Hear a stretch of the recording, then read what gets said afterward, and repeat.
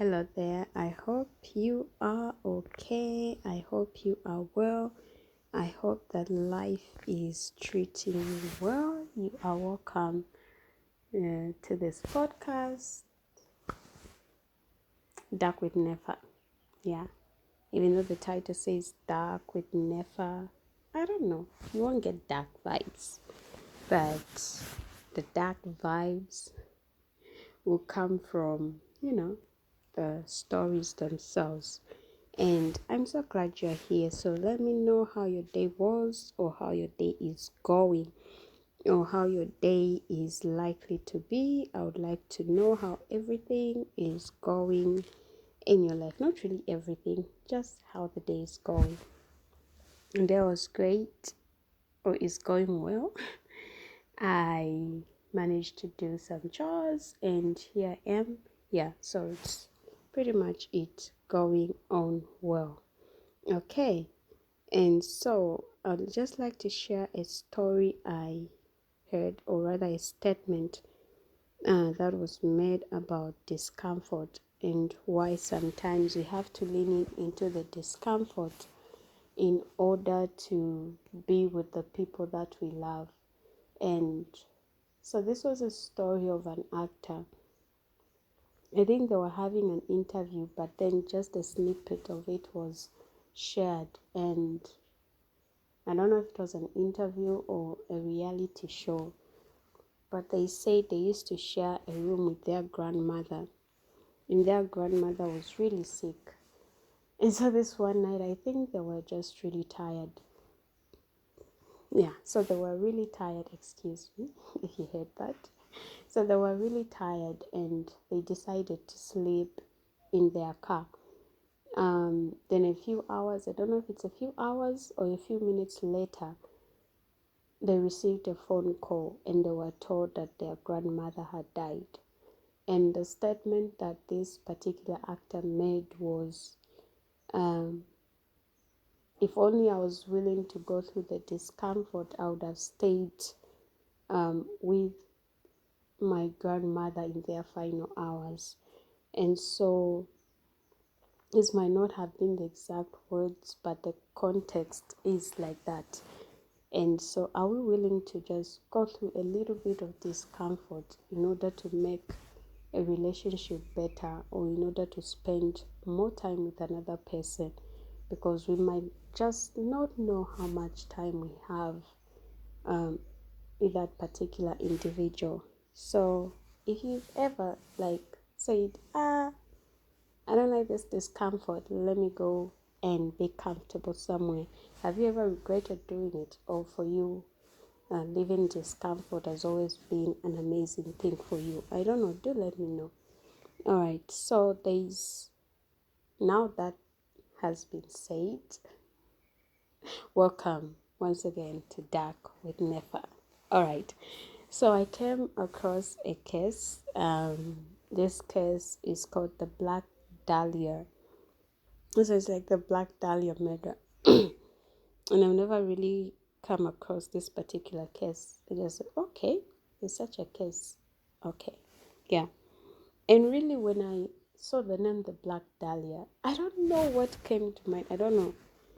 Maybe a person dressed in black, maybe a black woman, maybe I don't know, maybe some circumstances surrounding, maybe the serial killer was just weird and he was black and he was Dahlia. I don't know, but I didn't know what to make of it. And it appears it's a really famous unsolved case. And so, yeah, I was going through it, and it felt, what's the word? Okay, so we'll stick with cinematic, as if I use such terms every time. But yeah, it was kind of cinematic. Yeah, so like it was camera action. Yeah, something in those lines, theatrical. So it involved Hollywood, dark streets, a mysterious young woman, a brutal murder, and the killer who seemed desperate for attention. So the fact that, all these things were going on, this man really wanted attention on some level. Okay, so the victim's real name was actually Elizabeth Short. I don't know if it's short, but Short. Yeah. She was born on July 29th, 1924. She dreamed of becoming an actress.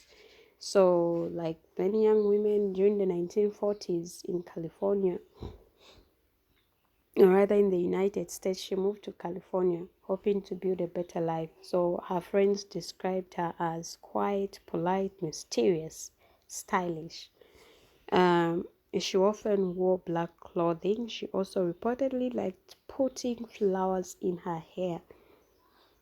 And so after her death, the newspapers gave her the nickname the Black Dahlia, mostly because she loved black and flowers in her hair. Yeah. Uh, So, in the 1940s, Los Angeles looked glamorous on the outside, at least on the surface, yeah, as per the thing that I was reading. But underneath, corruption existed everywhere, organized crime was active, violence and exploitation were common. Many struggling actors lived unstable lives. So, this contrast between Hollywood glamour and brutal violence is a huge part of why the case became legendary. So, on January 15th, 1947, a woman walking with her child discovered something horrifying in a vacant lot in Los Angeles. At first, she thought it was a mannequin, then she realized it was a body. Elizabeth Short had been murdered, and investigators were shocked by the condition of the crime scene. Her body had been carefully posed. This is why I was saying it was cinematic. It was posed, carefully. It had been cleaned, and it had been cut in half at the waist. Imagine that. The precision suggested medical knowledge. Investigators believed the killer may have had experience in surgery, anatomy, or mortuary work.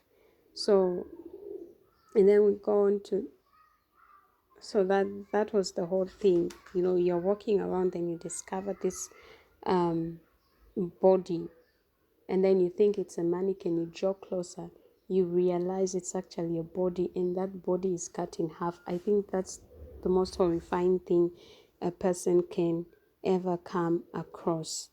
And then, so police quickly realized Elizabeth was almost certainly murdered somewhere else because the crime scene was clean, the body was cleaned, the place had no traces of blood. So this was a staging to draw attention to the crowd. Um, and the crime scene just made the killer appear to become organized and possibly proud of what he had done. You know, the body positioning shocked even experienced investigators. It looked deliberate, almost theatrical. Yes. So, and then media came in, doing their thing. Sometimes media is good and sometimes media is bad. But I think in this case, media really was bad. And so the press exploded after the murder. Newspapers printed shocking headlines every day. The case became national news. Reporters competed aggressively for details. Some even harassed Elizabeth's family. Imagine that you're going through a tragic loss. You have lost your child. You have lost your sister, and then somebody harassing you for information. I think that was the most horrible experience that a family that had lost their child in a gruesome way would endure. Others invented false stories to make the case more dramatic. This media frenzy badly damaged the investigation. False information spread everywhere. Rumors became impossible to separate from facts. And this is important because many modern retellings accidentally repeat myths that were created by newspapers. So there's a high chance that the thing that you're believing to be true about this particular case was actually a myth. So it just really became difficult to differentiate. Then, so one random, I don't know, Monday, Tuesday, whatever the day was after the murder, after the discovery of the body, you know, the police relaxing their station. So somebody mailed Elizabeth Short's personal belongings to a newspaper. So the package included her identification, photographs, address book, and personal items. The objects had been cleaned with gasoline. It suggested the killer was trying to remove fingerprints. So they were really, really trying to. It's funny how they wanted attention and then they didn't want it. So I don't know if they wanted it or didn't want it. I don't know. This suggested the killer was trying to remove fingerprints. The package also included letters made from cut-out newspaper words, very similar to stereotypical anonymous killer letter, the effort. The sender appeared to enjoy the attention. Police believed the killer was following the media coverage closely. So over the years, hundreds of suspects were investigated. Some confessed falsely, which is strange. How could you?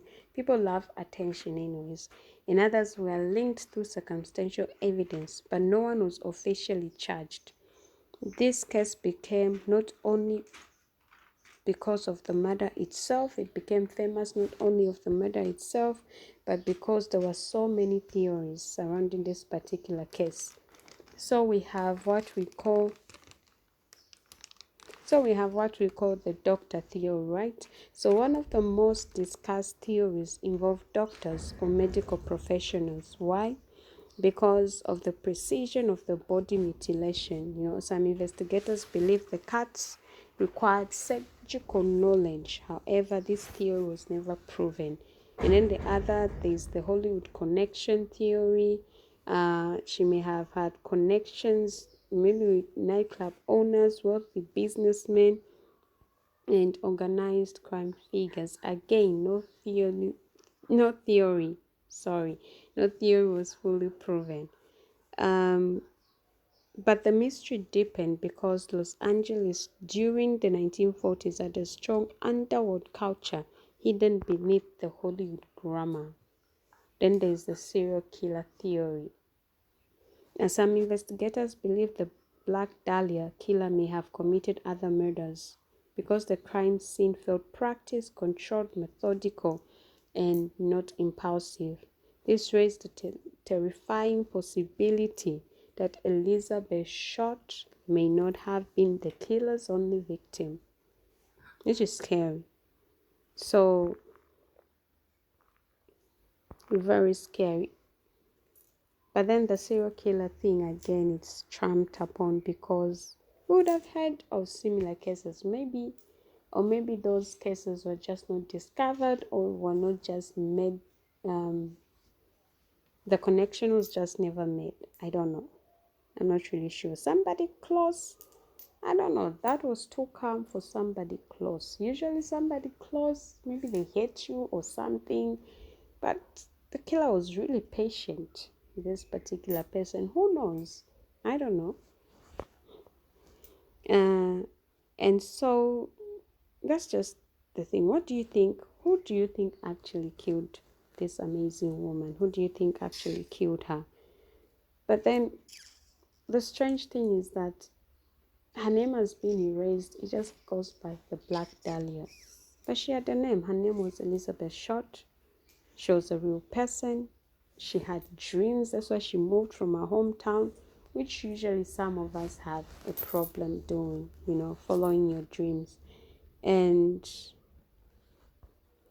if at all the killer is never found, let's just remember her by her name, Elizabeth Short, And yes, it's a connection. It's the Black Dahlia, that's the name given, but it's also a person, even as we talk about her. So this case, more than 75 years later, the Black Dahlia murder remains unsolved. The killer was never officially identified, and one question still remains. Was Elizabeth Short targeted by someone she knew or by a killer who simply wanted to create a legend? And you compare this case to the Zodiac killer, it's giving off those vibes, because even though the Zodiac killer was giving clues and clues after clues to the police, he still wasn't caught. Even this particular person, he still wasn't caught despite the love for attention. And so, yeah, so that's about it, about this particular case. Yeah, so until we meet again next time, so do remember, let me know how your day was, or how your day is going, or how your day will be going. And also, discomfort, please do let me know. Have you ever been in a situation of discomfort and then left, and then later on regretted that particular decision? Do let me know in the comments below. Thank you so much. Enjoy the rest of your day or evening. Bye.